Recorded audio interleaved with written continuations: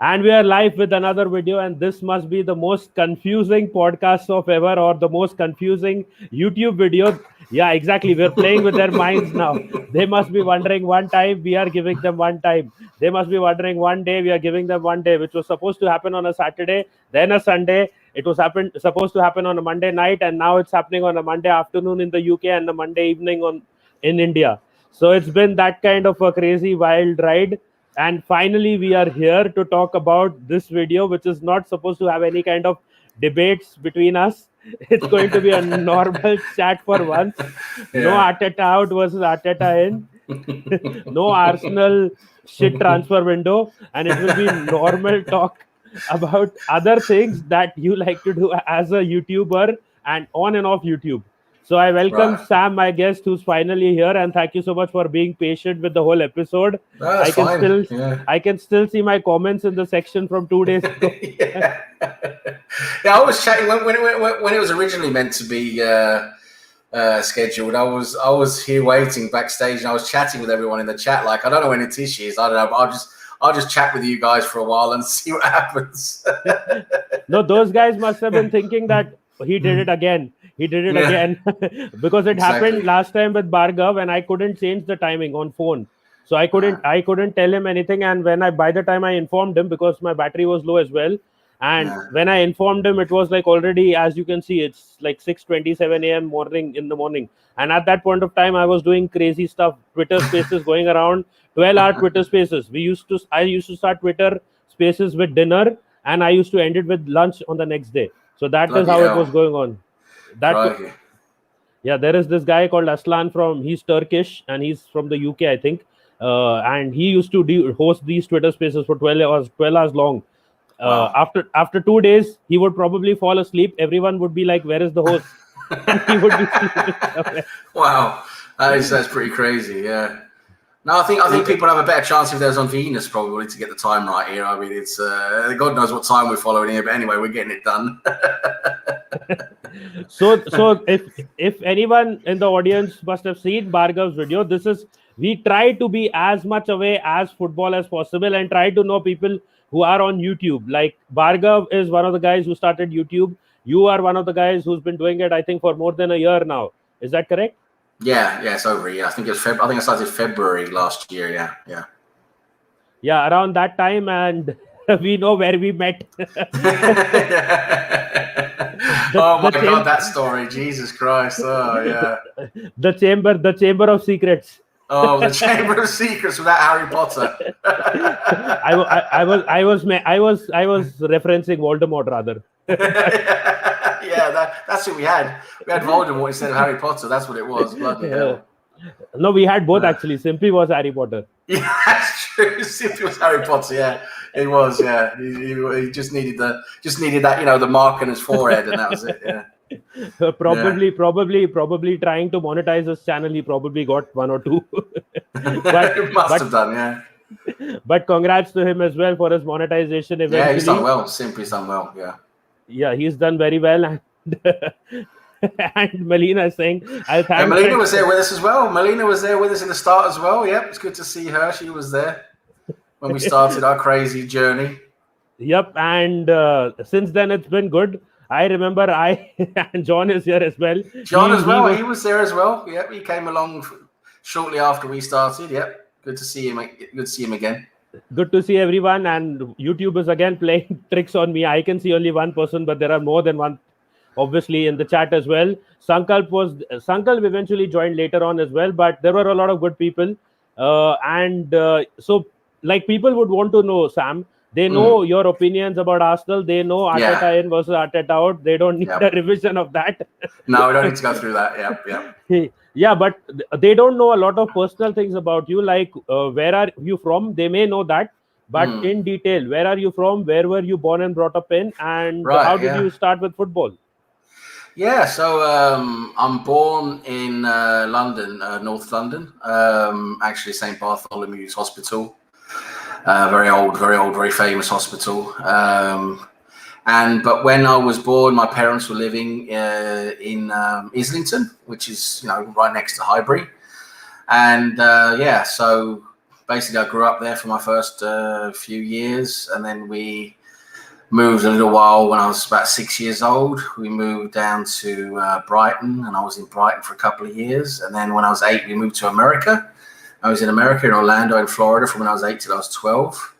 Then we moved back to the UK. Then we moved to Torquay on the southwest coast, down in the southwest of England. And then when I was 14, was there for a couple of years. And when I was 14, we moved over here to Norway, where I've been basically ever since.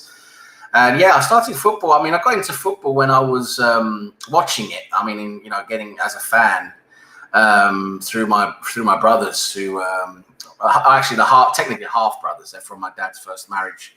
But anyway, they're much older than me, and when I was a kid, they got me straight. When I was I think I was about 7 years in Brighton. I think I remember I was in Brighton about 7 years old. And they were like, this is, you got to watch football. You got to watch Arsenal with us and that, and they got me into Arsenal because the whole family has always been into Arsenal. My family basically is all Arsenal. So so I got into that at about 7 years old watching it, and then we moved to America, and so that sort of disappeared then, because over there the Premier League and all of that, then it was the first division then before the Premier League, but soccer, as they call it over there, wasn't big then. I mean, even though they tried it, with. Do you blame your brothers sometimes when you're drunk? This is all your fault. I'm an asshole. yeah, exactly. Yeah, sometimes I do. I'm like, you bloody got me into this, But they're the same. They feel the same as me. They're really fed up with how things are. Anyway, we don't have to go into all of that. But so they got me into it, and so I went over to America and sort of didn't really follow it much over there because soccer wasn't really popular over there then at that time, even though they tried with they had different projects going on. They had like Beckenbauer there, and they had Pele there earlier and stuff like that, to try and launch the major league and all of that soccer. But it never really took off at that time. It's become a lot more popular later on. So then when I moved back to England, then when I was 12, that's basically when Arsenal were pretty good. They just won the championship. They had just basically not long. They had that season where they only lost. Was it one game? Was it? I can't remember. Not one game. Well, it was only lost. I can't remember that season in '91. Before the invention. That. No, this was in '91. Before Leeds won in '92. I mean, Arsenal won in '89. Then we won again in '91. Yeah. With basically a very, very good record. I can't remember. I think it's just one loss or just two losses. I can't remember. It was one loss. Kevin Campbell, I think, said about it. And we let in like there was a record fewest goals as well at that time as well. I mean, it was just a really good season. I remember it just came off of that and we was real buzzing and all of that. We was all really happy about that. And then the Premier League started, and we sort of went downhill a little bit then after that. And but we won the FA Cup. I remember that so well. That was in '93. And then I was back in the UK with my brothers and everything. That was fantastic. That the experience I had then when we won the League Cup and the FA Cup in the same season in '93. That was just magical. That was really magical. That was when I really got into really supporting Arsenal then at that time, because then I was old enough. I was about nearly 13, and really getting into football. Then that's when I really became a real dedicated fan. That's when I got all the posters and all the I had all basically my whole bedroom was all Arsenal bits and bobs, all different things, cups and flags and scarves and so London was red before eventually it became white. Exactly. So with all those posters. Exactly. No, so I mean, so that's when it really started then, really, for me, when I was about 12, 13, then when we came back from America. And so that's basically continued from there, really. I mean, now, of course, when I'm older, when in work, you get work and all that, and you have a girlfriend and you're living with a girlfriend and all of that, and it's sort of things, all of a sudden football doesn't become as important anymore. You try and watch as much as you can, but you're not such a fanatic fan as you are when you're a kid. Well, at least I'm not that fanatic anymore. I still follow Arsenal as much as I can. You have other games to play then. Yeah, I got other games to play then. Other things to take care of.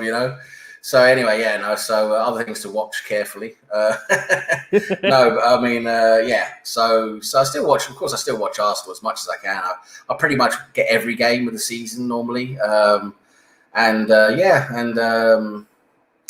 but it's not. I don't have all the posters and the scarves and all that anymore. Basically, I don't have that. So yeah, that's Don't remind me of the scarf. Don't remind me. It's simply scarf, the Ozil scarf. Yeah, I remember that. Oh my god. Don't remind me of that scarf, where it's been and where it's been and what it's done and what we was going to do with it, and was it strangle wanks and all of that. You mentioned it. This segment is all on you. You mentioned it. Yeah, exactly. Yeah. Oh, the scarf. Oh my god, we had some fun with that, didn't we? With Simpy with his scarf. Yeah. No, we didn't. Simpy did. Yeah, Simpy had all the fun. Yeah, of course, he had it, didn't he? He had it actually there with him. So yeah. But yes, that scarf got a lot of traction all over YouTube. It certainly did. Yeah, that's for sure. But yeah, overall, I wanted to ask you. So I understand your love for Arsenal, but England versus Norway or even the US. So which is your favorite team out of the three? Well, I could just say straight away, the USA, I don't have any affinity with them when it comes to football. Never really. Nah, it's between England and Norway. Definitely, I have a strong support for both countries. I've just had that ever since I was young. Growing up with the football and everything. Because my mum was like, "You got to remember to support Norway," because my mum's Norwegian and dad English.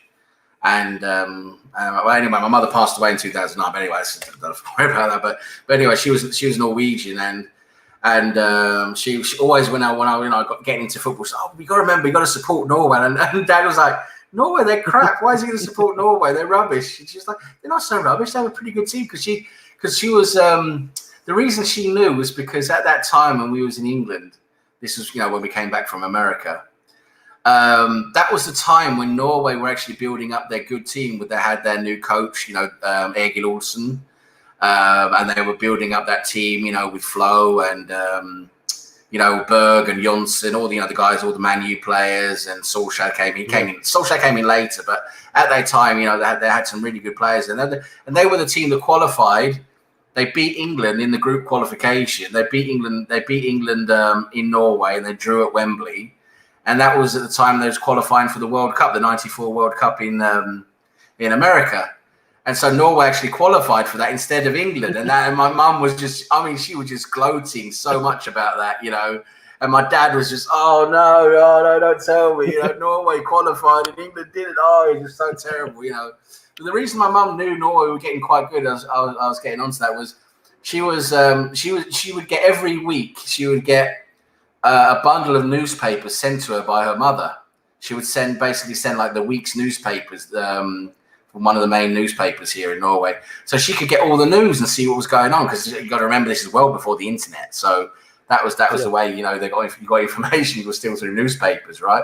So yeah, and of course there was a lot of buzz then about how good the Norway team were becoming and everything, So she was talking to us about this, saying, "Oh, well, they're reporting in Norway, they're doing quite well." And I was like, "Nah, they're rubbish," and they weren't. They weren't. They beat England. They actually beat them quite comprehensively. I remember watching the game and being quite shocked, really, because I couldn't really. When England play Norway, I can't really choose a side. I'm like, I don't really mind who wins because I like both. So when England went to Oslo and they played in Oslo against Norway, and Norway basically just completely, they just completely outplayed England and they beat them 2-0. And I was just like, wow, it's just such a shock, My dad just couldn't even, he's like, "Oh my God, this is just so shit, And but anyway, and then later on at Wembley, when they had the return fixture at Wembley, it was 1-1 at Wembley. I think England scored first, and then later on in the game, Norway equalised with a fantastic long-range volley from Kjetil Rekdal, his name was. Rekdal. I don't think he played in England, Rekdal. He played in Germany, but yeah. It was a fantastic long-range volley, a real fantastic goal, one of the classics for Norway, in their history. And so Norway, they're a pretty good team. They were a good team through the 90s. I think they got to number 2 on the FIFA ranking actually because of results, which was amazing. Little Norway, they got to number 2 in like the mid 90s, and then they qualified again. Yeah, they were and the FIFA rankings, which is based on results and blah blah blah. They got up to number 2 after the World Cup, and about 96, 97, they're at number 2. And then they qualified for the '98 World Cup as well in France, where they beat Brazil in the group game. Penalty again by Ekdal, the same guy I just talked about, scored the winning penalty 1-0 late on in the game. And when that happened here, I mean, that was just like, I mean, crikey! I mean, the people were running out in the streets crying, and I mean, it was just crazy when that happened here, beating Brazil. Wow, what a game that was! But yeah, so. But I mean, I follow both countries, Norway and England when they're playing, and then if they're playing each other, I'm sort of neutral. I'm like, I don't really mind who wins because I like them both. But yeah, it's Norway and England, and America doesn't really. No, I don't really have any affinity with them really. No. Do you have any kind of favorite team from the US, despite not liking it, the soccer part of things? No, not really. Not really, because I never really watched any of the soccer over there when I was there, because it wasn't very good. It wasn't, at that time, it wasn't very good. It was still like mostly amateur at that time. It was mostly college guys, playing football. I mean, they call it soccer. And they had some of the old washed up professionals from Europe and Brazil and all of that, but they didn't really have anyone well known at that time that I can remember anyway. They might have, but I didn't notice. I got more into the American sports then when I was over there. I got more into baseball, the NFL, the NBA, the basketball. Yeah, that's what happened when I was over there. Because when you're young, you sort of get into the culture, don't you? And that's what happened. I got more into the American sports. Do you still follow anything related to the MLS or nothing at all? Yeah, no, the MLS. I don't really follow the MLS at all. Really, it doesn't really bother me. No, I still follow some of the American sports. I have favorite teams in the American sports, but the MLS. Well, for some weird reason, I just really liked when I was over there. I sort of I liked Chicago. I really liked Chicago when it came to American football. The Chicago Bears. I just really liked them. And then in the NBA, it was the Orlando Magic because they were the local team, the Orlando Magic. And then in the NHL, it was also Chicago, it was the Blackhawks, Chicago Blackhawks in the NHL. And then in baseball, it was Chicago as well. So basically, I just followed I liked the Chicago teams, and I basically liked all of the Chicago teams. So I liked it was the White Sox then, because Chicago has 2 teams, have the White Sox and the Cubs. But I was a White Sox fan when it came to baseball, yeah. Probably your favorite movie as a kid must be Chicago as well. Yeah, no, I don't know why. It's weird. I can't remember what it was. It was just something I really liked the way they played. I'm talking about the Bears now, the Chicago Bears, because what it was is they were really well at that time. They were really well known as they had the best defense in the whole NFL. They had the best defensive players, and they were just crushing, the other players, the offensive players. And I remember really liking that, thinking, wow, these guys are tough. They're really good, So I got into them, basically through their reputation at that time. And just followed them ever since. Imagine you liking Arsenal for the defense and looking at this defense now. Yeah, exactly. Yeah. Yeah. I mean, wow, what a shambles, isn't it, compared to what it used to be? Yeah. Yeah. But at that point of time, were you playing any sports? Because I remember you telling me that you were a goalkeeper. Yes. So I when we came back to the UK when I was 12, I started playing football and rugby. I played football and rugby, and so I started playing football for the local team and rugby for the same team as well, the same club basically. And so I got into football then, and I started off playing in defence. I was okay, not brilliant, not exactly. I wasn't very good out there in defence. But then one day our goalkeeper got injured. It was in a game. It wasn't long after I started playing there. We was playing a league game, and our goalkeeper got injured. And of course, we didn't have any reserve goalkeeper or anything like that. So it was just like, does anyone fancy going in goal? And no one wanted to do it. No one, oh no, I don't want to go in goal. So I was like, okay, I'll just try going in goal, just give it a go.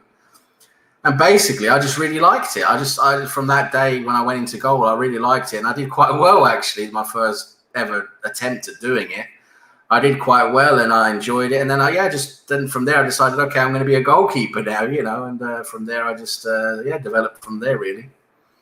So have you played any kind of professional football or any other sport? Not professional. I didn't get to professional level, but what I did when we moved to Norway, then when I was 14, I got into a local team here, and I did very well. I developed really well. I was doing very well at goalkeeper, and I was chosen for the county team. I was playing for the county team, and then I got scouted for the local Premier Division team here, their youth team.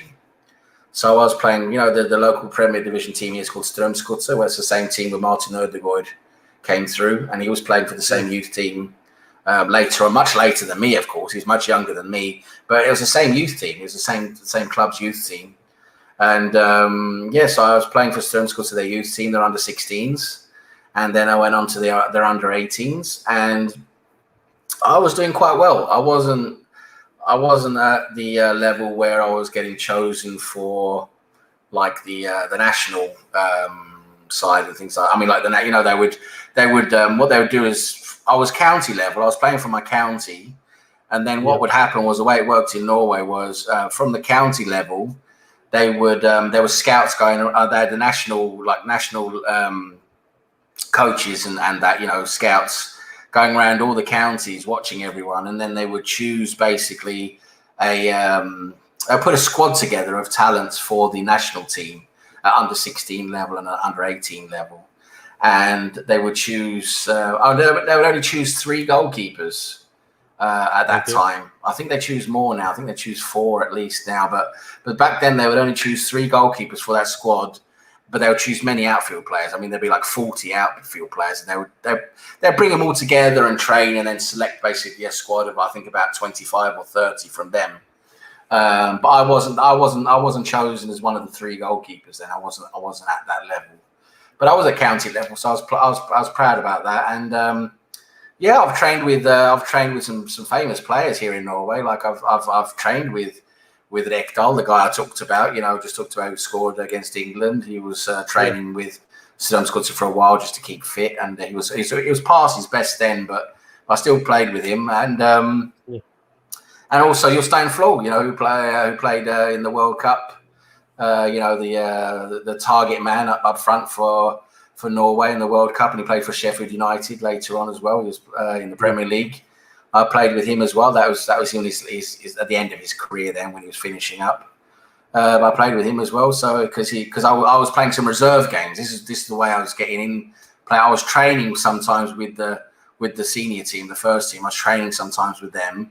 That's when I'd get to be with them, and then sometimes I was taken in as a reserve, the backup goalkeeper for the reserve team. They're the Premier League reserve team basically. So that's how I got into that. But then what happened was when I was 18 years old, and I was getting towards the end of my under 18 period, and that's when you have to then sort of realize, or figure out what's going to happen, because from then you either get a professional contract, or you don't. You basically then you're not going to be a professional basically in Norway at least, and you just stay at amateur level, and basically what happens then is after the under 18 level you move on to like another team, maybe lower down the systems and things like that. You get to your level type of thing from there. But what happened to me was I injured my back quite badly, and I couldn't train for like 6 months, and that was right at the end when they were deciding really what was going to happen with me. And so we basically what happened was they didn't offer me a contract, but because of my injury, basically. I'm not sure exactly. They might not have actually given me a contract anyway. I'm not sure, but because they would never really say. But I got injured, so they decided, listen, it's probably best you just you move on, go somewhere else, because I was at the end of my time there at under 18 level. So then I went and played. Second division level here in Norway. That's where I played for a while. Then when I was 21, I went to university, and when I decided to go to university, because I realised I wasn't going to become a professional footballer, I wasn't good enough. So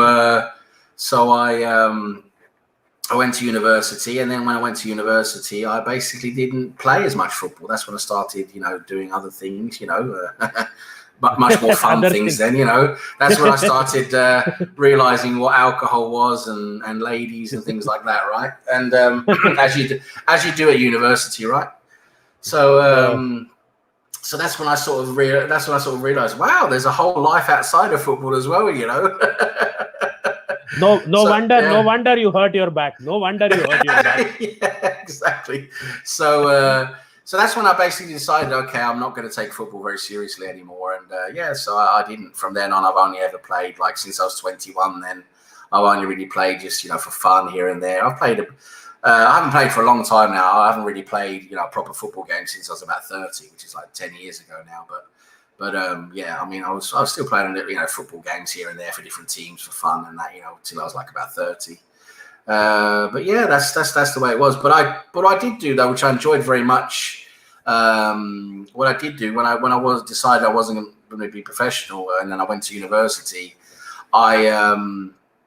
I took my coaching badges. I went and took coaching badges with the Norwegian Football Association.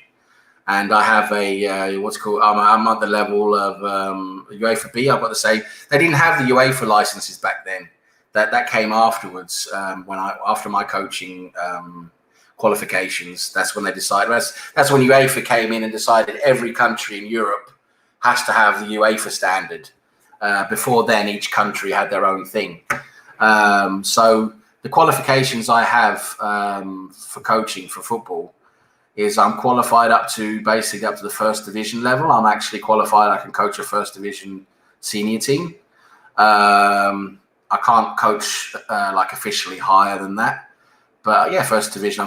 I'm still happy with that, and it's basically the equivalent of a UEFA B license is what it is now. And above that, you have UEFA A, and then you have the pro license. So you only have like 2 licenses above that. So I'm pretty pleased with that. So yeah, but I haven't done coaching for a long time now. It's about 5 or 6 years now since I've done coaching. But I did coaching for about 8 years, which is really good. I coached some good youth teams in Oslo, because I'm not very far from Oslo, where I live. So I was coaching a youth team in Oslo. We were doing very well. We weren't in the top division, but we were in the second division below, like, because we had what was called basically like the elite level. They call it the elite division, and then it was the division below then. And we were doing well there, you know. I was doing well there with that team. But what I really do like, though, is I've actually got a story I don't think I've ever told anyone. Actually, now before you get into that, yeah. you have to coach while you have to get those badges, right? Because I was thinking of getting some badges as well. And is this about the same player who was playing? I was going to ask you about the player who was playing against Arsenal, if you remember. You had him. That's one player. And I've got another one as well, quite interesting. But okay, yes, you're right. Away. Yeah, you're right. One of the players I was training at that time when I came in at this club, it's a club called Ulland. None of you guys are going to know it. It's an Oslo club. But it's called Ulland, and then they had a few good players, young players there, you know, and a few talents. And one of them, though, I was coaching, his name is Erling Knutson, and he went on to Premier League level football here in Norway, and he's now at Molde, which is the team that played Arsenal, and he was actually playing in both games against Arsenal, which I couldn't believe it. It's fantastic to see him again, you know. A few years on now, of course, he's older now and that, but I actually coached him at youth level when he was 17, so that was really, really good, and that was just, you know, really nice to see him and everything. And another player who was 18 when I started coaching, and I had him for a few sessions and a few games before he was already moving on. He was already moving on to a top Oslo club that was in the Premier League. And then from there, I'm going to tell you who it is in a minute. You probably, I think you know who he is. But then he went from there, and then what happened was he went to this Oslo club, and he was very good, very, very good, playing really well. And he had caught the eye of a lot of teams. And then all of a sudden, I remember, because this was about a year or two after he left our club where I was, but I remember following him a little bit and that. And then all of a sudden, he was in the news, big international news, because all of a sudden, it was in the news because, first of all, he had signed a contract with Manchester United. And then just after, he signed a contract with Chelsea. So do you know who it is? Do you recognise who it is? A Norwegian player who signed with. He's actually not from. He's not actually from Norway. He's originally from Nigeria, I think it is. But he grew up in Norway when he was young. But he's from Nigeria. Nigerian, okay. And he signed. He firstly signed for Manchester United, but then he signed for Chelsea just after. Manchester United really pissed off, and they got compensation from Chelsea. And then he played several seasons for Chelsea. This is what Cheddars is saying. Yes, Cheddars. Yep, him. I trained him when he was 18 years old, John Obi Mikel. Yep, I did. He was a fantastic player. He went straight into the elite levels, up to the best club in Oslo straight away. It was amazing. He had so much. It was so amazing. You can see the difference between players who are really good and not. It's really quite easy to see because they have this. First of all, most of them have this energy level that is much higher than the other players. They work harder and they put more effort in. But also, you can just see the way they use the ball. I mean, the passing's crisp, always precise. They're always, they're always the right pass at the right time. You can just see the vision they have. He was just at a completely different level. He was at a whole different level. You could just see straight away. And and it was amazing. As I said, a couple of years later, all of a sudden he signed for United, and then he signed for Chelsea. So that was good. Imagine if you get Arteta's job next. I'll tell you what, I probably could do a better job than him at the moment. That's to be honest. I mean, don't want to go into that again. But my God, there's been a lot of mistakes there. But coaching is fun, right? At the end of the day, coaching is fun. I mean, I was coaching under 18 level, so it's basically 16 to 18-year-olds, and it was really good. I really enjoyed it. I mean, of course, you get to know all the guys, the kids really well, and we had a squad of about 25 kids, and it was really good. You get to know them all, and you become like you become a unit, right? You all know each other. You have a laugh, you have some jokes, and all of that, some banter, and we went away on trips. We went on training. We went on training trips to Denmark, and we went on a training trip to Spain to do some training down there in the warmer weather. And so you get to know everyone. It's really nice, and you get to see players develop. And then when you see them move on to a higher level, it's really nice to see. And it was good. I mean, coaching's great. If you like football and you're interested in coaching, I would definitely recommend anyone to do it. And just go ahead and do it. I'll recommend it. I really recommend it for anyone who's interested. It's good fun. It really is. Yeah, if you had told me about the John Obi Mikel story before, I would have put it in the thumbnail. In conversation with John Obi Mikel's youth coach. Exactly. Yeah. Technically, yes. Technically, you're right. Yes. I would have put it in. Chelsea fans would have been like, "Okay, who's this guy? We want to know this guy." We want to hear I didn't think about it. I really didn't think about it until we was talking about it now. And you're right. I mean, I should have thought about it before. And you could have used that. But you would have probably had more clicks than Angry Rant Man. Oh, jeez. But it's good to know, and I think it can be an inspiration for young kids like Ryan, who's a Cardiff City fan, but he's also a goalkeeper in the making, and he's 10. So hopefully, let's see if that works out for him. Yeah, work hard. Just work hard. That's what you got to do. You got to put in the air. Just my advice to Ryan, if that's his name, he's a goalkeeper as well. Just put in the extra hours, in between training sessions, and don't just do the training sessions. Put in a lot of your extra hours as well. Get friends to help you. Do the different goalkeeping drills. Get your friends to help you. Get your family members who can kick a ball or whatever. Just use all the people you can to help you, and just you've got to put in a lot of extra hours. That's what it is. It's what makes a good player is putting in that extra effort, putting in those extra hours. That's what you got to do. Yeah, and remember that you need to be at least 6 foot tall because goalkeepers these days height matters. Today you need to be over 6 foot as well. Yes, for a goalkeeper today you do. Yes, when I was a goalkeeper, it wasn't quite the same. We wasn't doing. First of all, it wasn't all this sweeping stuff and all of that. And you could get away with being under 6 foot. There were some good goalkeepers, professional level at my time who were under 6 foot. There's Peruzzi for Juventus. He was under 6 foot. There's a few others as well, So what was his name? I Can't remember now. There's a couple of Premier League goalies back in the 90s as well who were under 6 foot. But anyway, nowadays you've got to be over 6 foot. Really, you've got to be like 6'3", 6'4". That's the height you should be now, you know. So yeah. It's become mandatory because the strikers have become that more, you can say, clinical in the way that they finish. Yeah, and also they found out, you know, with goalkeeping, it's developed where, you know, you cover so much more of the goal when you're diving, and you know, you cover so much more of the goal, and you got a much more reach on crossing. You know, you're more commanding in the area, which is, of course, you know, it's very, very important. So yeah, the extra height, and then, you know, using that height well as well. You know, actually knowing how to use that height, that's become very important now for goalkeeping, for sure. I remember one question that Sankalp wanted me to ask you. How was your first FPL full series season? I tell you what, that was a learning experience. It really was. I didn't do too badly in the end for my first season, I think. I can't remember how many points I ended up on. I think I ended up at about 2,000 points, roughly. I was quite pleased with that.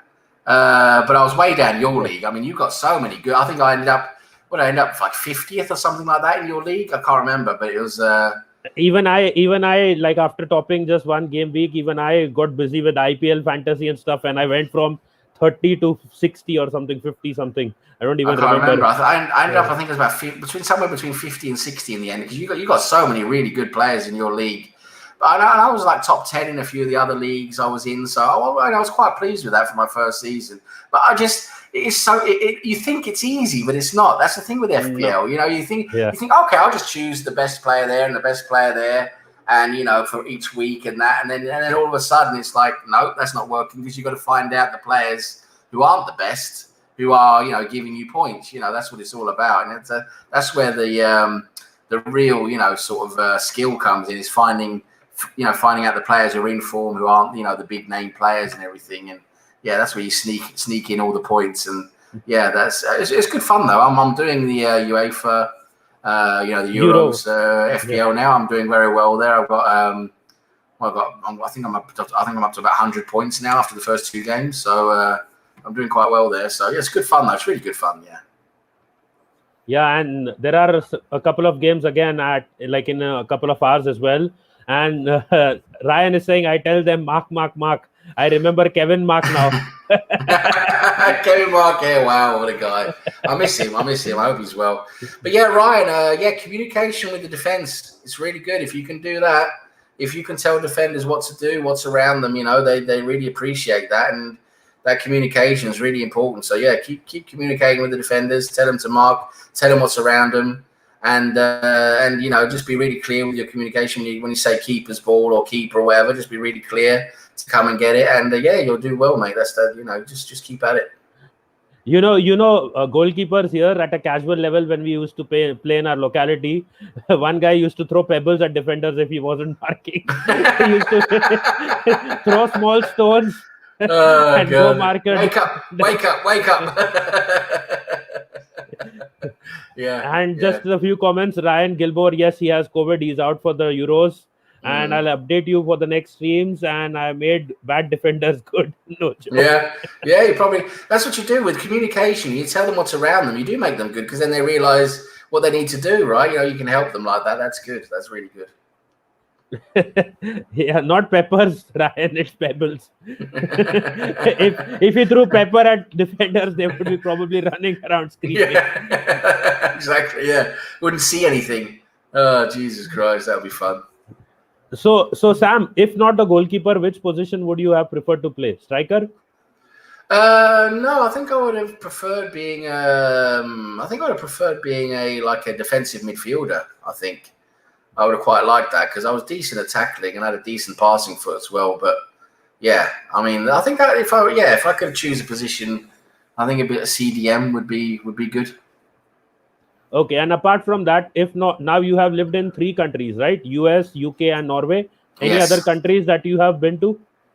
I've been to many countries, but not lived. I've only lived in these 3 countries. Yeah, I've traveled to very many countries. Yes. Was that part of the coaching training sessions and stuff that you were mentioning, or like at a person, like a holiday kind of? Yeah, I've traveled personally. You know, for vacations and stuff. I've done a lot of traveling. Yeah. Okay, if not these 3 countries, which would be the country that you would like to settle down in? Like I know the answer, but I guess. But Well, I like Asia a lot, so Philippines is nice. I wouldn't mind the Philippines, and yeah, Thailand is also very nice. They're very nice countries for many reasons.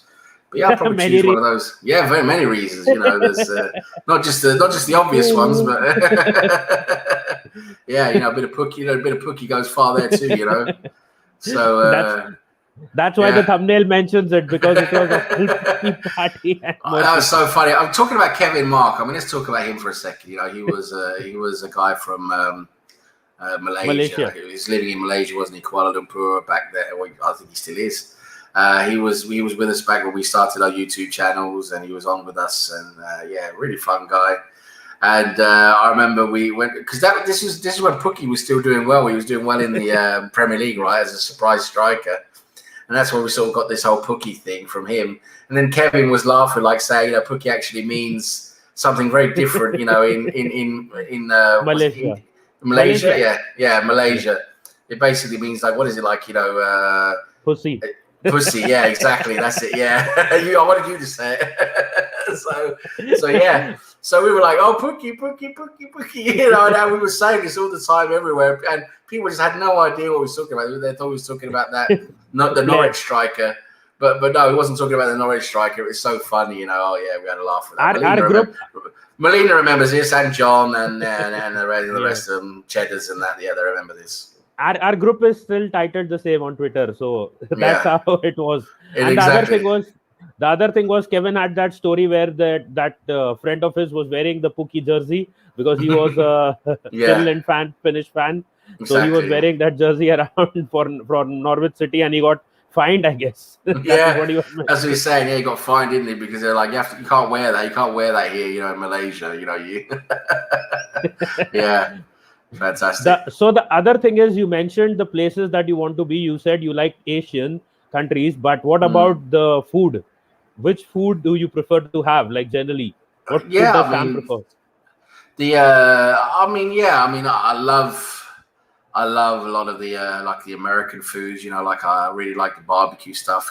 Slow cooked ribs and steaks. Really nice steaks and stuff like that. I really like that. But I also like the Asian food as well. I do like some fried noodles and with shrimp and scampi and fried rice and all of that. It's nice with the different meats. Fried noodles. Yeah, there we go. Yeah. I like it. I really do. But my favorite is the barbecue stuff, like in America, the southern states stuff there. Like slow cooked barbecue, like I said, and.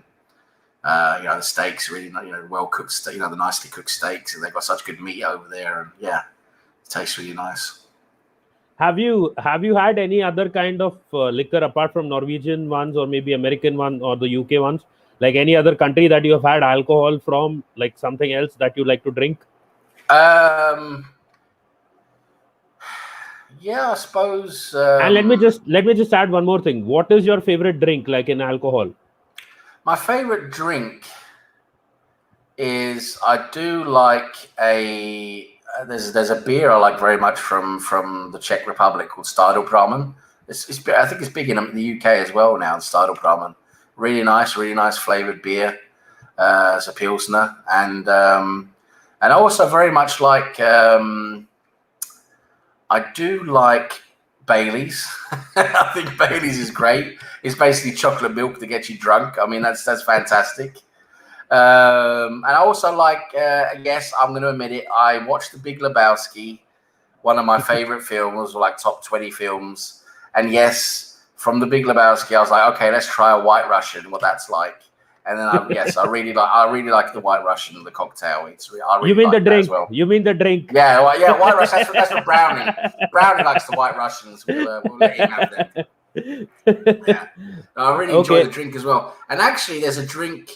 You can't really get it over here. I suppose I could if I really tried to, to get it, to buy it in and import it and pay all the tax and everything. But I can't be bothered. But there's I've been in Poland a few times, and they have a Polish vodka that's quite famous there, and it's cherry flavor. but it's really cherry flavored. So it's not just like a hint of cherry, like an absolute cherry, absolute vodka with cherry, a hint of cherry. No, this is really red. It's a dark red vodka, and it tastes of cherry, and it's got 40% proof alcohol. I mean, it's vodka, but it tastes of cherry. And my God, did I get drunk from that? Fucking hell. Because it just tasted so nice. It was so nice. It was cherry. And you couldn't really get much of that stinging vodka flavor because I don't know why, but you just didn't get much of it from it. And so just having these shots of this cherry vodka, my God, I got completely fucked. Jesus Christ, I was drunk. I was crazy drunk from that. That was really nice. When you guys come to India, get some cherry vodka for me. Yeah, it's fantastic. Tell you what, it was amazing because normally when you have these flavored vodkas, Absolute and these other brands, they have like a flavored vodka. They say but normally you only get like a little hint of the flavor, and you can really you still get the strong vodka, taste, that it sting. hits in the throat. Like the sting you get in the throat, Yeah. But with this cherry stuff, wow, you didn't get that, So it's just like, okay, I'll have more, just downing the shots, oh wow. And by the time you're already high, you don't even realize. My God, I remember so well the first time I was drinking it with a friend of mine. We ordered it, and because it was recommended to us, of course, by the waiter. And so we started drinking this, and I had like 4 or 5 shots in quite a short amount of time. And I was like, okay, this is really good, And I was like 4 or 5 shots. Then what happens? All of a sudden, I get up and I'm like, oh! I was like, oh wow! I was like, okay, I really started to feel it now after 5 shots in like 5 shots in like an hour, My God, I was like, oh, okay. And then I got back to the table and we just had to drink some more, Oh, I got really drunk. It was really good. Yeah, and if the fan probably is fast or the air conditioner is fast, it will hit you faster. But to add to that, what is your favorite snack while you're drinking? What do you prefer to have, like along with the alcohol? I've always liked chili nuts. Those chili nuts, the chili flavored nuts. I quite like them. They make you thirsty. I quite like them. And like pretzels and stuff like that. I quite like pretzels as well. Those chili nuts come in a packet here, which is called Tasty Nuts, and Tasty Nuts, all right, yeah. Tasty nuts. I'll bring one of those on a stream and show you. Look at these. Look at my Tasty Nuts. Exactly. So all YouTubers who do food kind of videos and they do videos with Indian those nuts, they show them like as Tasty Nuts. My Tasty Nuts. My Tasty Nuts. But yeah, so the other thing was with respect to holiday, if you have a chance to go to any country on a paid trip, which country would you like to visit on a holiday? So if it wasn't my own money and basically someone was paying me, say, okay, here's some money, go where you want. I have a couple of places I'd like to see. I mean, there's many places. I mean, really, there's many places left I haven't seen that I'd love to see, of course. But I suppose I really do want to see some of these really exotic, isolated islands. Like out in French Polynesia, a few of those islands out there, and also maybe like Bora Bora, in the French Polynesia. That is supposed to be amazing, very very expensive. That's why someone would have to pay it for me. but yeah, I mean that's like really really extreme paradise and very isolated in the Pacific Ocean. And like Fiji as well. I'd love to see Fiji, another like paradise island. I'd love to see that. And apart from that, I suppose I haven't been there yet. I've been to a few different places in Asia. But a place I really want to see, and I haven't gone there so far because it is rather expensive, and that is Tokyo. I'd really like to see Tokyo as well because that place just looks batshit crazy. I mean, Tokyo, they've got so much crazy stuff there. I just want to see it. It just looks really awesome. Sorry. Yeah. I love that Tokyo Drift movie. Yeah, I mean, there's loads of great movies from there as well, isn't there? But I mean, yeah, but that city just looks crazy. The stuff they've got there. My God, I mean, it's just a complete different universe, isn't it? It really is. Yeah. I'd love to see it. Yeah, Japan as a country as a whole, I think, has developed a lot, and there is a lot of things that you would see there and not anywhere else in the world. Exactly. They've got their own culture. They've got their I mean, yeah, every country has their own culture, but Japan really has their own culture. They do things very differently. They really do. I mean, they've got these cafes where, I mean, I just want to go in and see one just out of sheer fascination. Like, this is just so batshit crazy.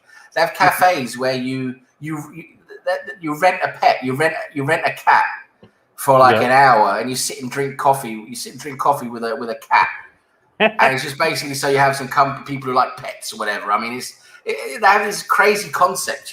People who like pets can rent a pet for an hour while they're drinking coffee, and oh my god, it's just crazy. It really is. It's fun. It's really funny. I do some crazy stuff there. It would be kind of awkward from renting women to renting pets. You can do that too. There, I'm pretty sure there's loads of that as well. Yeah, but this is just. I mean, you're renting pets, and there's loads of crazy stuff there. And Cheddars is saying Saudi Arabia surprised me the most. It was incredible. Those countries, Arab countries, are really good. Just that the climate is extreme. So if you're used to that kind of climate, then you can survive there. But I love the food there. I love the Egyptian kind of or the Arabic kind of style of food as well. So as I was saying, overall, now you mentioned a bit of Tokyo and Japan, and you mentioned about one of your favorite movies, or you said that it would be a good thing to move to a country. So I wanted to ask you, with respect to you mentioning them in the movies and stuff, what are your favorite genre of movies, and what is your favorite genre of movies, and what movies are like maybe your top 5 if you had to pick one? Yeah, I mean, I like different films. Really, I enjoy different films. Really, when they're good. I can enjoy a really good comedy. I can enjoy a really good drama film. I can enjoy a good action film. I also like documentaries. I love documentaries as well, actually, because I like to learn interesting things. That you get in these documentaries. Growing up, though, I was into horror films. I loved horror films when I grew up because I love getting scared and that, the feeling of the adrenaline and all of that. And, what's going to happen now? What's going to happen now? Oh, my God. It's that feeling was just so, I loved that feeling when I was a kid. No wonder Japanese movies. Yeah, the Japanese horror films, they've done quite well, haven't they? And they've influenced, obviously, a lot of the American films. So I mean, I love the horror films when I was growing up. Your Friday the 13th, Nightmare on Elm Street, Halloween, Candyman, all these films. Grudge. Psycho. Yeah, that came a bit later. They had Scream. Yeah. I Know What You Did Last Summer. The Grudge, The Ring, all of that. That came a bit later. But yeah, no, I think I was really into my horror when I was a kid. Ring was awesome. The Ring was awesome. Ring was also good. Yeah. Oh, and there's another. You're gonna die. You're gonna die. Yeah, exactly. Yeah, that was a good film. That was a scary film. That was quite scary first time you see it. So I was really into my horror when I was a kid, and then later on, now when I'm older, I like many different things. I just like a film that's good. So in terms of my top 5, I can give you with different genres. I can give you some of my favorite films within each genre. So, like comedy, I was really impressed with The Hangover. I thought The Hangover was a great film, a really good comedy, very, very well made. There's another comedy. Probably you could relate that is something what I would do as a person. That was crazy. Wake up and you just can't remember anything, and you don't know where your friend is, and you wake up in a room, you got a chicken and a tiger and a hooker, and it was like, okay, we had a good night then, but I can't remember what it was. And Mike Tyson comes to get his tiger back, and he knocks you out.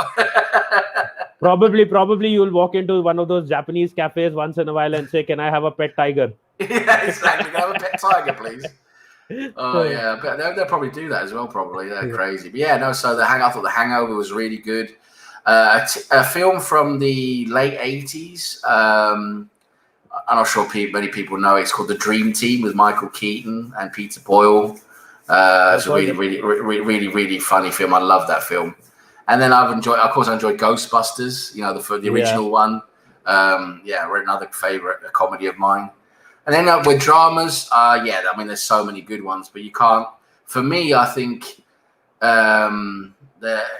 it's at the top of a lot of people's list, but it deserves to be there because it is that good. That's the Shawshank Redemption, the Shawshank Redemption with Tim Robbins and Morgan Freeman. It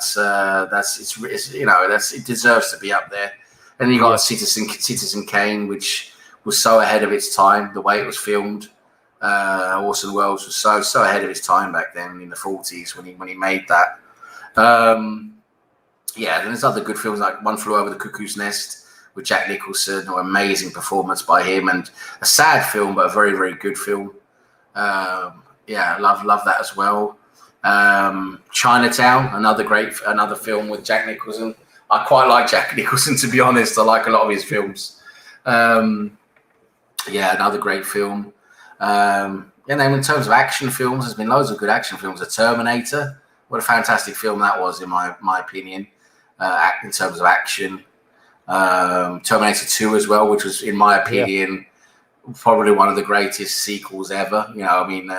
Amazing follow-up by James Cameron there on it was Terminator. The best movie of the series. It was the best movie of that series. Exactly. It was very, very good. Really good. And it was the first film, I'm pretty sure it was the first film to really use modern CGI, with the T-1000, when he split into all those bits and he came back together again, the forming, the way that was done with computer graphics. I think that was the first time that was ever done.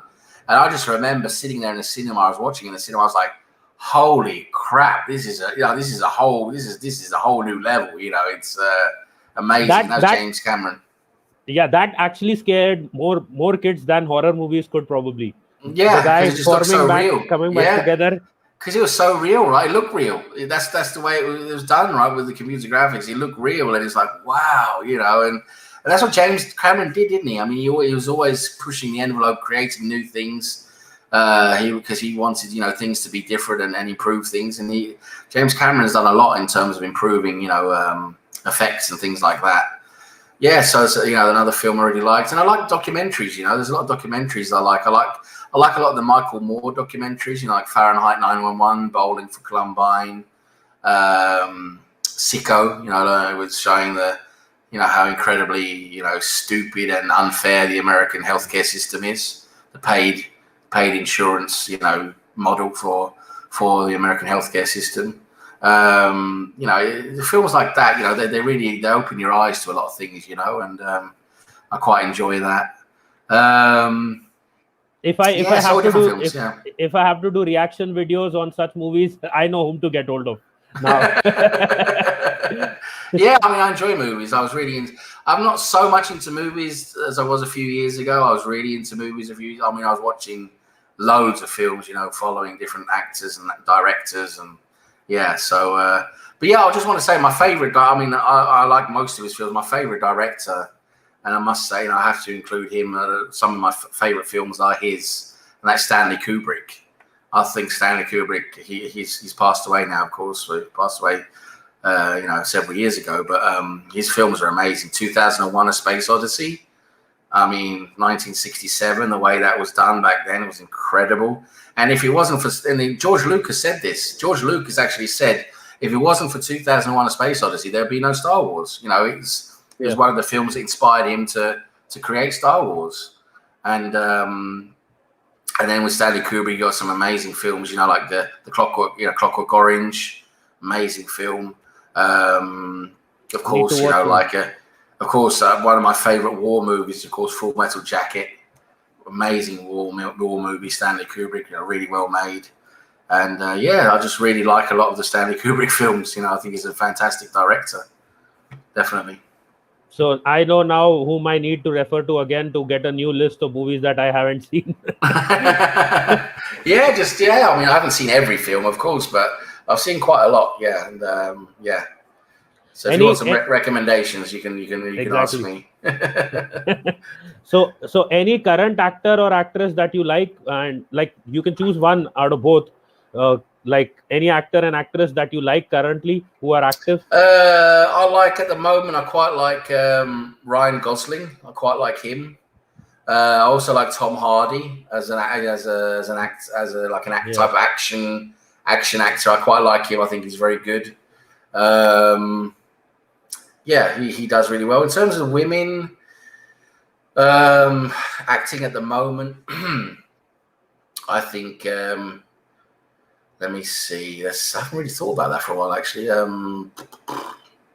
There are a few good women out there. I'm not trying to think about good looking now. I'm actually trying to think of actors now who can really act very well. Jennifer Lawrence. Of course you've got you've got she's still acting, and so I would have to include her, and she's amazing as Meryl Streep. She is an amazing actress. Kate Winslet, also an amazing actress. You've got to give them credit where it's due. Dude, Where's My Car? That was a funny film. Yeah, that was. With that movie and Eligi and all the movies with Ashton Kutcher and that Sean William I remember Scott. watching this movie, then Eligi, and then eventually The Dictator came out. Dictator, you're talking about with Sacha Baron Cohen. You're talking about that one. He's the same guy. He's the same guy in Eligi. Yeah. And which one was that? Borat versus Borat.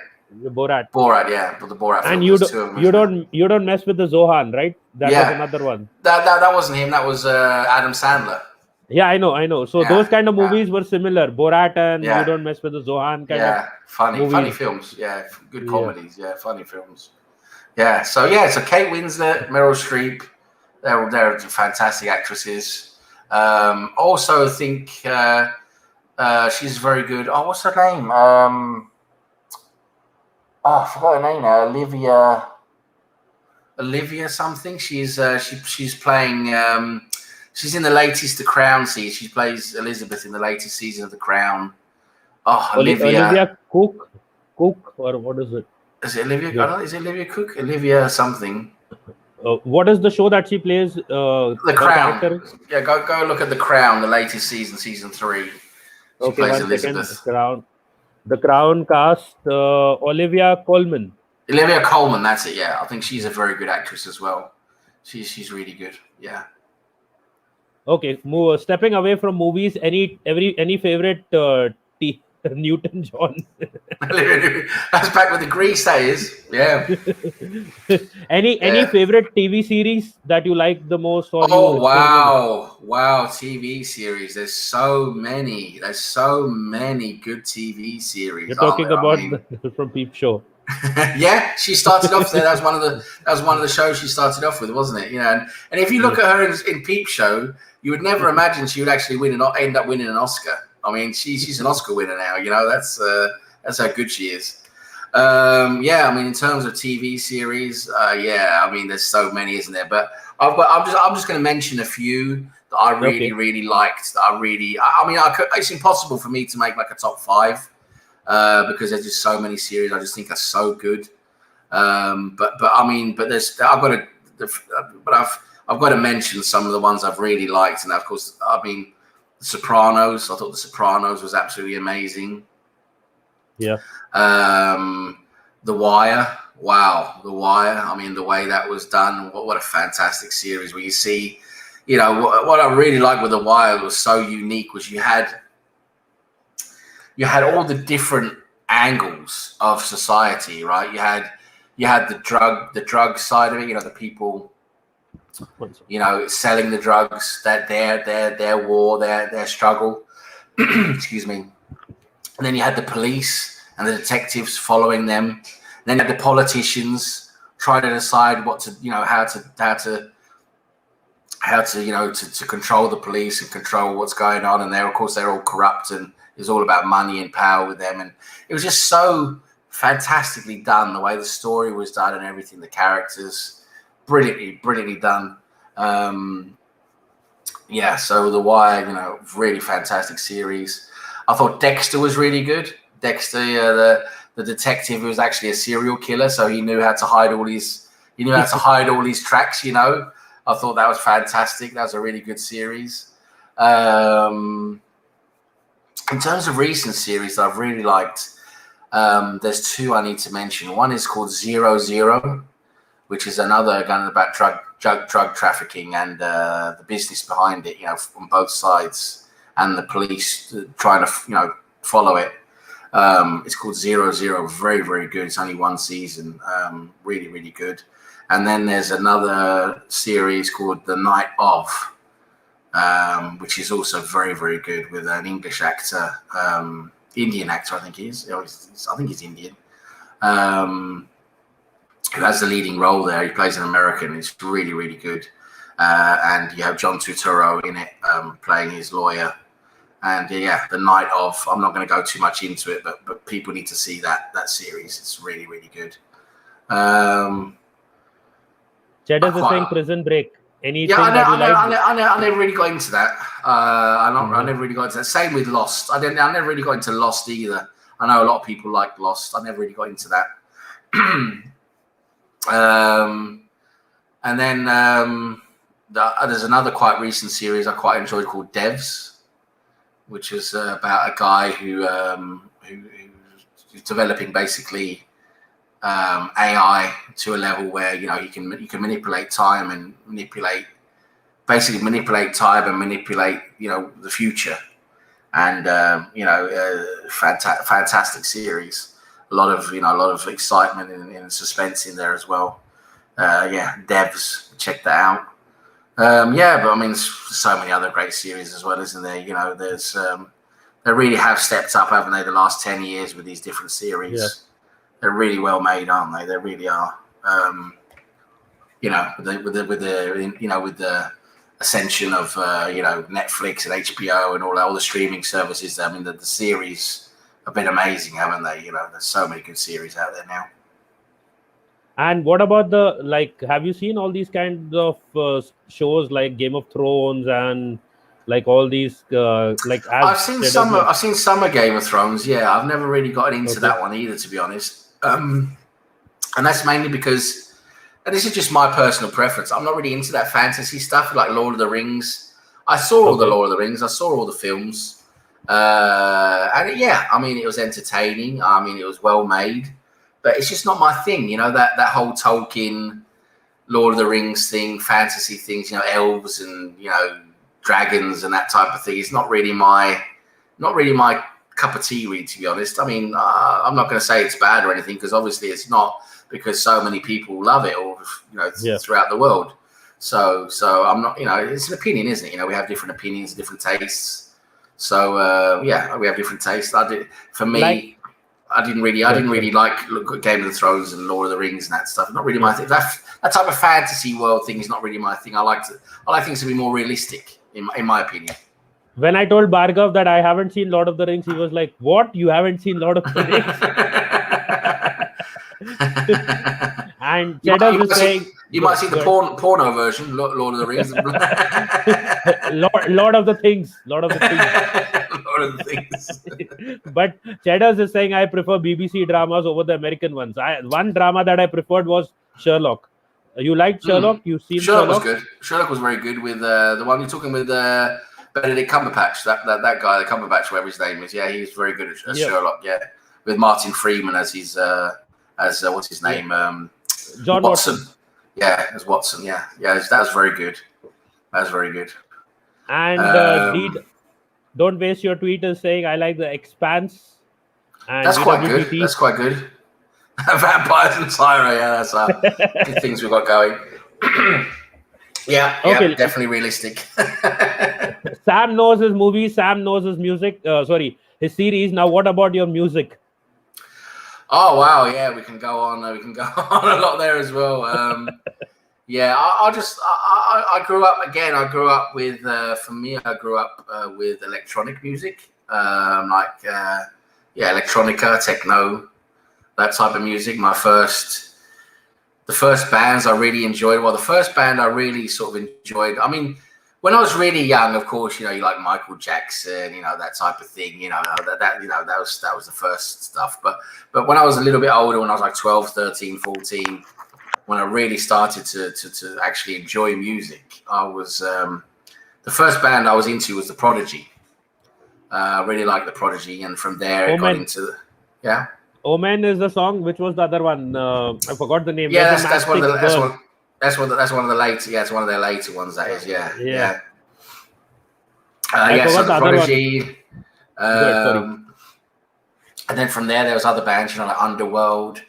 Excuse me. Prodigy had. There was Underworld, and then there was Orbital. Warrior Dance, I think that was the name of the song. Chemical Brothers, Boards of Canada, Square Pusher. I'm trying to think of other ones I was listening to back then.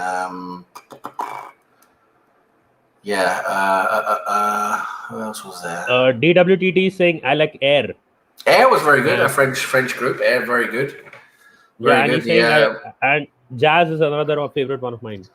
Acid Jazz. That's not really my type Acid of thing. Jazz. Air was very good. There, that first album they had, Moon Safari. That was incredible. That album, really, really good. Very different. Apart from tech, good. And then later on, I developed more, a more varied taste in music, and I got more into like rock and alternative rock and alternative pop and things like that. So the bands I've really liked, like the last 10, 15 years, I've been really much into I like Radiohead. I think Radiohead is very good. I've been into, let me think. Of course, Pink Floyd. You hear a lot of the old Pink Floyd stuff. It's just amazing. I think, of course, that's like more like the classic stuff. But in terms of more modern stuff, there's Radiohead, and then there's trying to think of some albums I got, a few years ago. Metallica, maybe. I didn't mind Metallica. That's quite a bit hard, a bit more on the hard side, But I didn't mind Metallica. A lot of their music I quite enjoy. Are you into the punk rock kind of thing? Green Day, or maybe Cold, or maybe other soft music like Coldplay, or maybe something else? Coldplay's okay now and again. It's not really something I would actually sit down and listen a lot to, but it's quite good. I mean, some of their.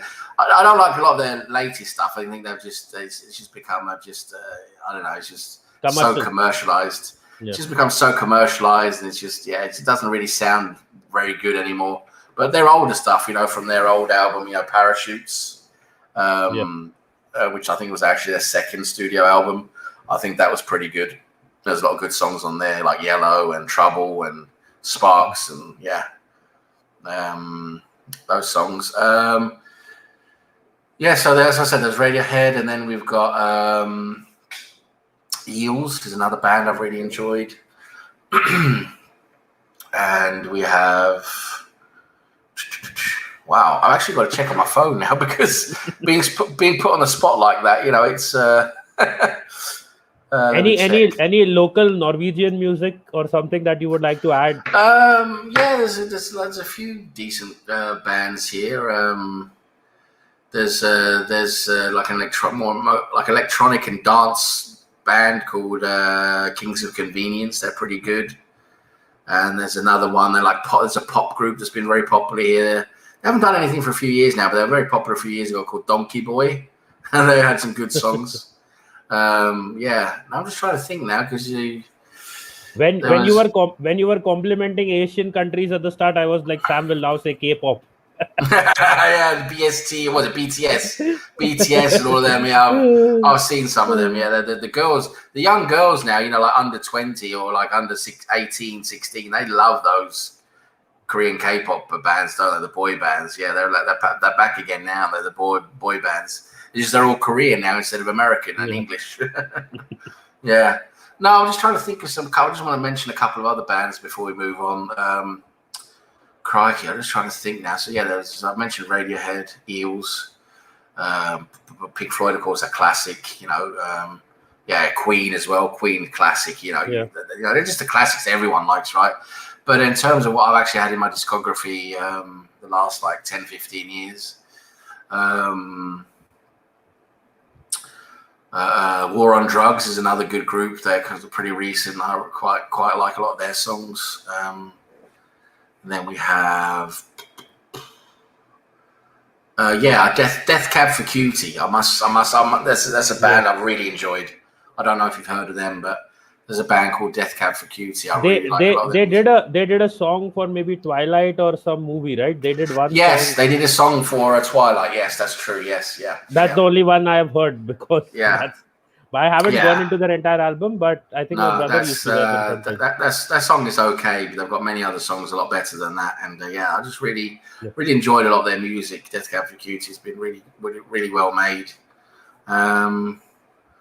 Yeah, and then you got like Band of Horses. That's been good stuff. And Mike Snow is another. He's like a mix between electronic and pop. Mike Snow is quite good. There's a band. Any female artists that you listen to?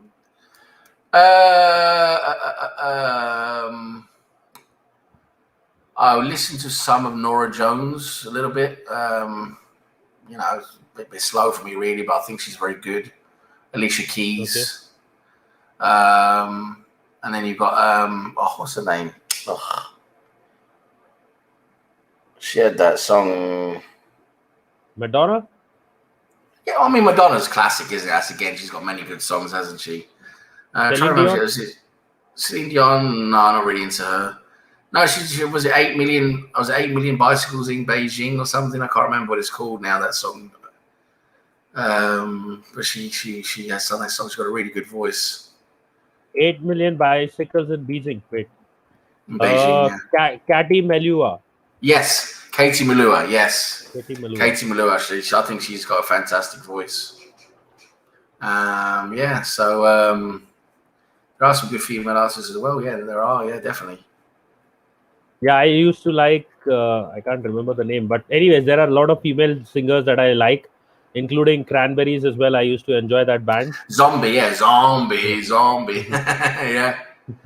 Yeah, the Cardigans. I quite like the Cardigans, a Swedish band. Yeah, they had some good songs in the 90s. And just a quick update from Cheddars. He's saying Man City have made 100 million bid for him. We knew that was coming, didn't we? They want a striker, don't they? They do want a striker. Yeah. So overall, food is done, series, movies, music is done. Apart from that, now, if you had an option, one thing that I did not ask you, and even I asked Bhargav towards the end, what job do you exactly do? Like, for if people want to know, like, what do you do exactly? Right, yeah. So basically, at the moment, I'm working for an American company on different projects they have. So they're contracted to work for quite a few well-known companies, and I do basic IT support online. So it's basically tier 1, some tier 2 IT support. You know, it's quite simple troubleshooting for some of their systems. And on top of that, I'll also do some social media moderation. A couple of the companies that have online profiles, you know, the people go on to ask questions, complain, stuff like that. Yeah. And I will be one of the people who will respond and moderate their social media channels. I'll be like one of the people who answers the questions, and if they're inappropriate statements or questions and stuff, I'll be deleting them and stuff like that. So yes, I do a lot of online moderation as well, content moderation. Okay. Together with IT support, and that's the reason why I have so many crazy hours. I work late at night and stuff like that, because on some of the projects I'm working on, I'm following American time zones. So yeah, that's why I have to work late a lot of the time. If not this job, what would your dream job be? Like, my dream job is actually an airline pilot. Because when I was young, I've always been fascinated by planes and aviation. And when I was younger, when I was 17, I tried to get into the Royal Air Force, and I was very close. I got through a lot of the selection process, but I just fell short on a couple of the physics and mathematics tests that they had. I just fell just a bit short on them, but I was pretty much good on all the other stuff. So that was a very good experience, learning experience to do that. And but yeah, since then I wanted to try and go the private way, but it's just so expensive, you know, to become an airline pilot. You know, when you're going the private way, when you can't get sponsored, and there's hardly any sponsorship anymore, the way the modern aviation industry is. You have to pay everything for yourself. You go through flight school and everything, and by the time you get to the level and how you have the license you need to become an airline pilot, you've got well over £100,000 or £150,000 in debt. You know, so it's just I just haven't had the money really to do that. So for me, it's just been Flight Simulator. So I have Microsoft Flight Simulator. I've done quite a lot of flying through there, so that's how I get my aviation kick through Microsoft Flight Simulator. But yeah, that's definitely my dream job, is definitely airline pilot. Yeah, I would love that. Yeah. Okay, just going in for a quick rapid fire, and then one last question that I have for you, which is like a story again. Okay, quickly. If England or Norway, the better place with respect to going to football games? Going to football games, England, definitely. Yeah. Okay, your favorite stadium that you would want to visit or you have visited? Okay, so obviously my favorite stadium that I've visited so far is the Emirates, for obvious reasons. But there are many stadiums I haven't been to that I'd love to see. I'd love to see Camp Nou, Barcelona. I'd love to see that. I would like to see Anfield because the tradition of Anfield, the Kop and everything. I've never been there. I'd like to see that. There's a few other stadiums I'd like to see as well. But I think Camp Nou is definitely the one I would like to see the most. I think outside of England. Yeah. Okay, your favorite sport after football? Oh, good question. Good question. I like many sports. Yeah, that's a very good question, actually. I suppose the sport I follow the closest outside of football would be. I suppose that would be between. Yeah, I'm just trying to think now.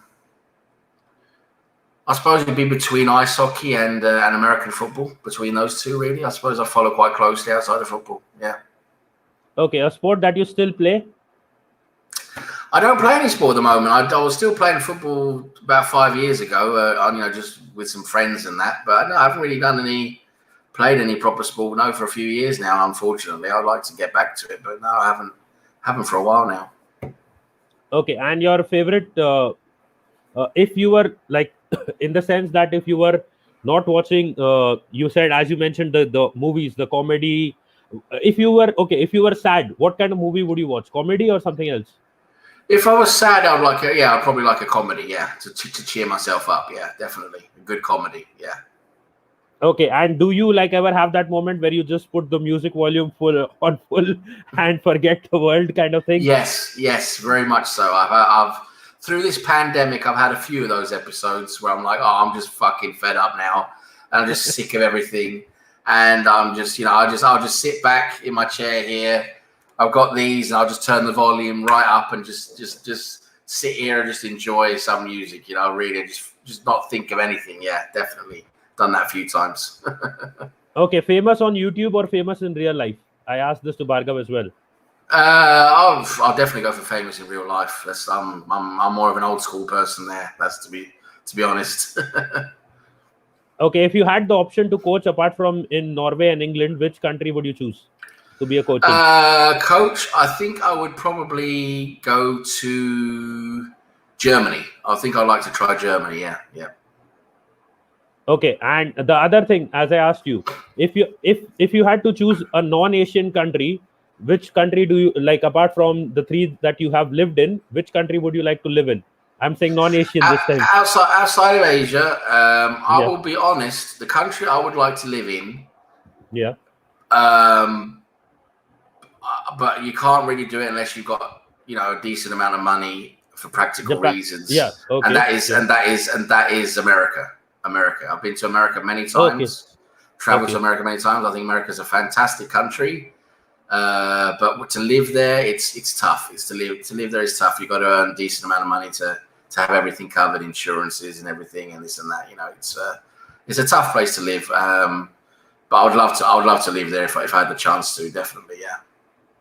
Okay. I was mentioning the same thing that you mentioned with respect to Japan was a problem, that the expensive side of things. Your idol in football? My idol in football has always been growing up with football because I was a goalkeeper. It was David Seaman. I always looked up to David Seaman. He was my favorite player when I was growing up. Yeah. Okay. The last question that I had mentioned was about with respect to. I remember you mentioning, was it David Seaman giving you a glove or was it? Yes. Yeah. So that is the last thing that I want to know again from you is that story, because so that everyone who doesn't know about it. So how did it happen? Yeah, that's a fantastic story actually.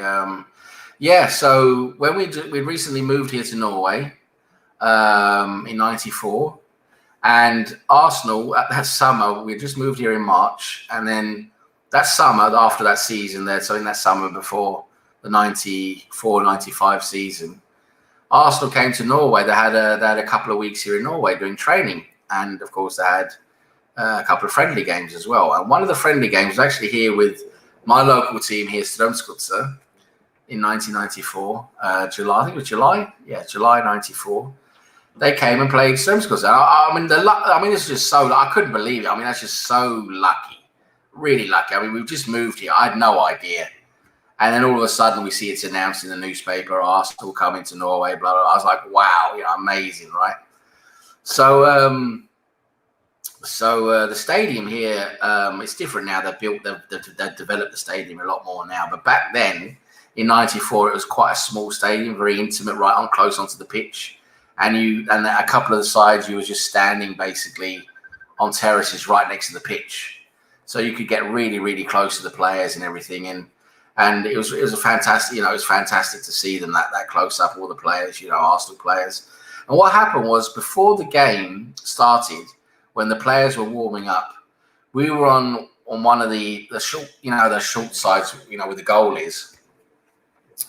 And we were just behind the goal. There's a fence there, a fence between the terrace and the pitch. And so I walked all the way down to the fence, of course, because David Seaman was just warming up just on the other side of the fence, by the goal. He was warming up, and I was loving watching him, right? So I'm standing down there watching him warm up, and my mum comes down, and she's watching him. She's watching him with me and that, and then all of a sudden, my mum could be like this. All of a sudden, my mum shouted out to him, David Seaman, David.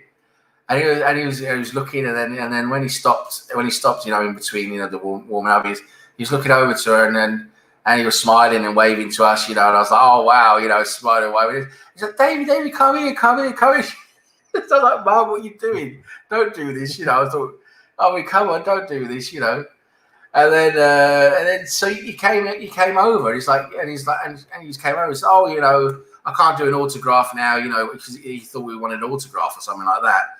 He said, sorry, I can't do an autograph now. I can do it after the game, blah, blah, blah. And but she says, no, can I have your gloves? and he's like, sorry, I have to use them. I have to use them now for the game. No, you can't have my gloves. But after, if you come down over there after the game, we can have a talk and I can have an autograph for that. And my mum was like, oh, okay, blah, blah, blah. And then what was amazing was, so they played the game, and then David Seaman was right there because we stayed there on that short side behind the goal. Because David Seaman was then in that goal right next to us for the first half. And then in the second half, he was on the other side, right on the other side of the stadium, right on the pitch. And what happened was, it was absolutely amazing. As soon as the final whistle went, David Seaman, he was clapping all the, the crowd and everything, blah, blah, blah. And then as soon as they were done with the clapping, he came straight over to us. He remembered where we were, and he came straight over to us. He remembered my mum, he was down by the fence, and he took off his gloves and he gave them to my mum. He took off his gloves and he gave them to her. And I was like, I didn't know what to do with myself. I was just absolutely wow, I was gobsmacked, absolutely gobsmacked. So she actually gave the gloves to David Seaman. Of course, she gave them to me because she asked for the gloves for me, and I said, I got David Seaman's gloves from that day. I put them in an airtight bag, and I've still got them. I wanted to frame them, but I haven't been able to frame them. I don't know why. I just haven't got around to it. But they're in an airtight bag, and they're I've still got them. And every now and again, I'll look at them, and I've got David Seaman's gloves from that day. They played Strømsgodset, so they won 5-1, by the way. You just gave me a good video idea. Okay, yeah.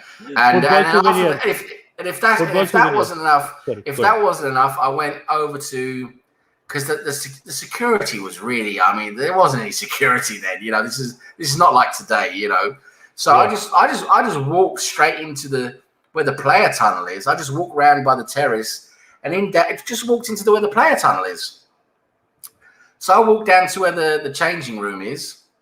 And I'm just waiting outside the changing room. Sorry, I've just got to do one little thing on my computer while I'm talking here. No. So I'm waiting outside the changing room because I know they're all in there, and everything. They haven't left yet. And so I'm waiting for them to come out because I just basically want to see, David Seaman again. That's all I wanted, and I want to get his autograph. So all the players start coming out, and I'm getting all their autographs because they see me standing there, and automatically they're just giving me all their autographs on this piece of paper I've got. It's fantastic. So I'm getting all the players' autographs, like Ian Wright and Alan Smith, and there was Tony Adams, and there was Andy Linnigan, and just all the players back then. I think it was Hillier was still there, and there's Paul Davis. I remember Paul Davis was still there.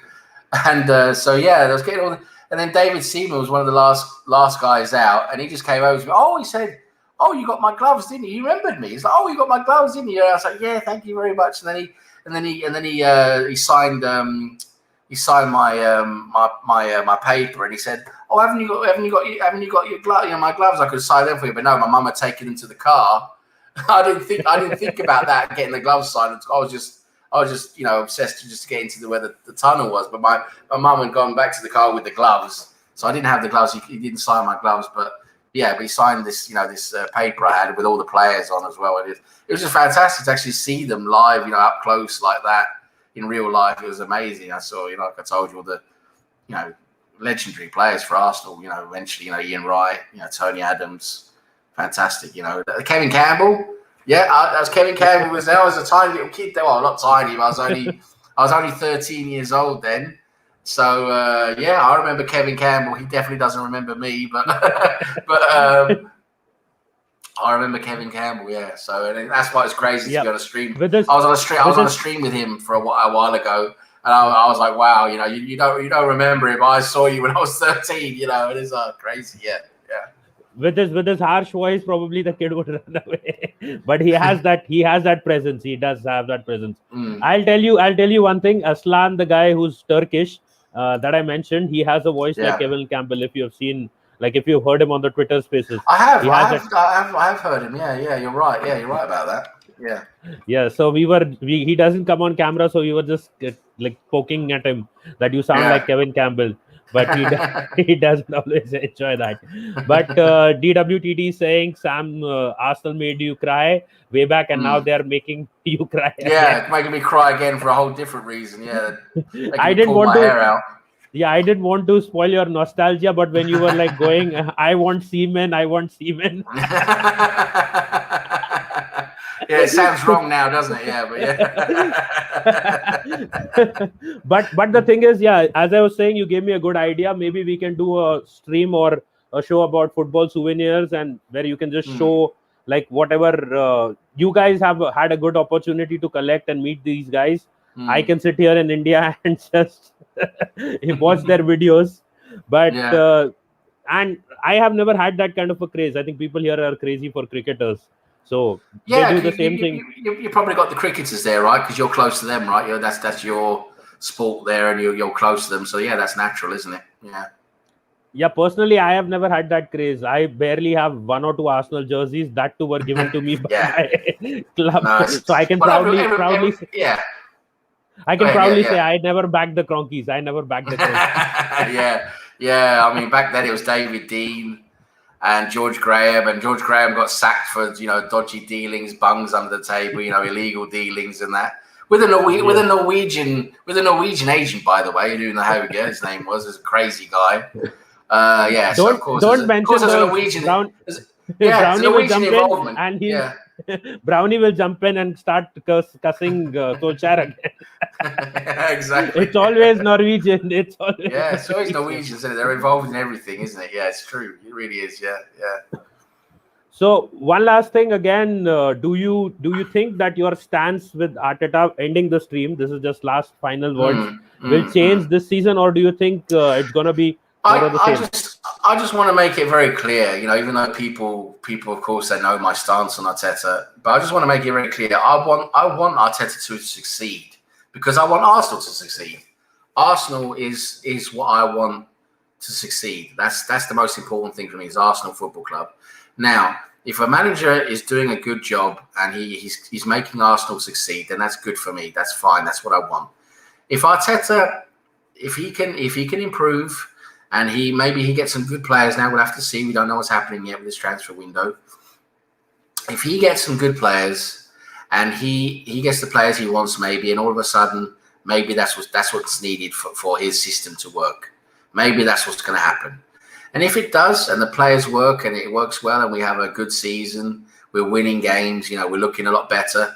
I will back him again. I really will. I will change my mind. And I will have no problem saying that I can change my mind that way, because if he can do that, if he can improve and show, an improvement like that, I will back him. I'm not gonna want him out just for the sake of wanting him out. It's because, in my opinion, he hasn't done a good enough job. That's my opinion so far. So, but if he can change that around, then that'd be great. That's what I want. I would love that to happen. So we'll wait and see what happens. Right? We'll just have to see what players come and what squad we're eventually going to have now for the next season, and then see how the season starts. We've got a very tough start. We're playing Chelsea, we're playing Man City, we're playing Brentford away in the first game. That's not going to be easy, So it's going to be a tough start for him as well, and we're going to have players who aren't available yet, probably because of the Euros and the Olympics. So I don't think it's going to be easy. It's not going to be an easy start to the season. So it's going to be interesting to see how that goes. And of course, I want Arteta to do well, but we'll have to see. So thank you so much for coming on, Sam. I'm not going to extend it more. Thank you for having me. There are already the Euros games in like around 40 minutes. So we need to be 50 minutes. In fact, we need to get ready for that as well. Probably everyone will be watching, all eyes on that. So thank you so much for coming on. Thanks for having me. It's been good. Really good. Yeah, it's really good. We could have had more and more comedy, but then I wanted to keep it a bit PG so that even the kids who come to the channel get to watch the video and actually get to know a bit more about the good side of things that we also talk about, apart from the pookie. It's not just pookie, yeah. So I thank everyone in the chat as well. You guys contributed enough as well, and I hope you enjoyed the stream. This is what we want to do once on a weekly basis. It was supposed to be on a Saturday. It's ending up on a Monday. So let's see what happens this week. So thank you so much, Sam, for coming on. And I think everyone knows a lot more about you now than just Arsenal, Arteta. Get those damn signings done. Shit football. Exactly. And probably if people want to find you and ask you about more recommendations for TV shows, movies and stuff, they can catch you on Twitter, where I put your Twitter profile in the description as well. So do follow him if you're new to the just follow me and I'll follow you back, and we'll talk Arsenal, films, whatever, mostly Arsenal at the moment, isn't it, on Twitter? But talk about anything really. Just follow me and I'll follow you back. And thanks a lot, Ditish, for having me on. It's been really good fun. It's been really nice. And thanks again for having me on, everyone in the chat. Before I say the final goodbyes, who's winning the Euros as per you? For me, I think at the moment, based on what I've seen at the moment, I think Italy. I think Italy look good at the moment. Yeah. Okay, Italy. And sorry, you used to have a channel. You are enjoying not having a channel right now? Yeah, I used to have a channel, called Sam Greenwood TV. And the thing was, I just felt, there's so many people doing the same thing, and I couldn't put the time and the energy into it to do it justice. For me, I'm the type of person, if I can't do it really properly and do it really well, then I'm not really going to do it. I'm not really going to put my time and effort into it. I would rather just do something else. So, and I've enjoyed very much being a guest instead, on panels and stuff like this, going on different, different podcasts and streams, just like this, discussing Arsenal mostly. And I've really enjoyed that. So I decided quite quickly. My channel didn't last very long. I think it was only about 8 months or something, like 8 or 9 months, something like that. I decided, I just didn't want to continue with the channel because there were so many other channels doing the same thing, and I decided to continue as a guest or a panelist and things like that because I enjoy that, because then I can just come and go as I want. And it's much easier, because it's for people who don't have their own channel. I don't think they realize it is a lot of work. It is a lot of work. You have to plan things, organize things. You have to get guests, and it's not as easy as it looks. It looks easy, but it's not. So and for the people who do channels well, it takes a lot of time and a lot of effort, and so if you don't really have that and you don't want to put that into it, then it's not going to work. So that's what I found out pretty quickly. I just didn't really have this, like I said, didn't have the time and effort, so I just decided to stop it and continue as a guest. So it will always be good to have you again. We mentioned a lot of people that we met along the way as well. Big up to all of them as well who are not in the chat as well. Simpy, Kevin, and all the other guys that we mentioned. Voldemort. Yeah. Not gonna, if you know, we're not going to say any more about that. If you know, you know.